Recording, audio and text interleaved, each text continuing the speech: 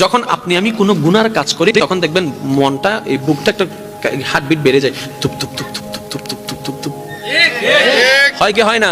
যখন আপনি কোনো অন্যায় কাজ করবেন গোপনে, নিজের একটু হার্টটা দেখবেন এটার স্পিড একটু বেড়ে যায়। তার মানে আপনার হার্টই আপনাকে জানাচ্ছে বান্দা করিস না, আল্লাহ নারাজ হবে, করিস না, আল্লাহ নারাজ হবে, করিস না। আমরা এটা বুঝতে পারি নাই, আমরা মনে করেছি এমনি হার্টবিট বেড়ে যায়, এমনি হার্টবিট বাড়ে নাই। ওই হার্টের মাধ্যমে আল্লাহ আপনাকে মেসেজ দিয়েছিল, আপনি আমি সেই মেসেজটা বুঝতে পারি নাই। কিন্তু তারপরে যখন গুনাহটা করি মনে মনে একটা জিনিস আমরা চাই, কেউ যেন না দেখে, কেউ যেন না জানে, কেউ যেন না দেখে, কেউ যেন না জানে। আপনি করছেন আল্লাহর অবাধ্যর কাজ, আল্লাহকে নারাজি করার কাজ, আল্লাহ জমিনে দাঁড়িয়ে। কিন্তু আবার যখন আপনি বলছেন কেউ যেন না দেখে, তখন আল্লাহ পাক আপনার ইজ্জত বাঁচানোর জন্য চতুর্দিকে পর্দা করে দেয়, দেখার মানুষ আর দেখতে পায় না। বলে ফেরেশতা বলে আল্লাহ তোমার হুকুম অমান্য করছে, তোমার জমিনে দাঁড়িয়ে তুমি তাকে প্রোটেক্ট দিচ্ছ।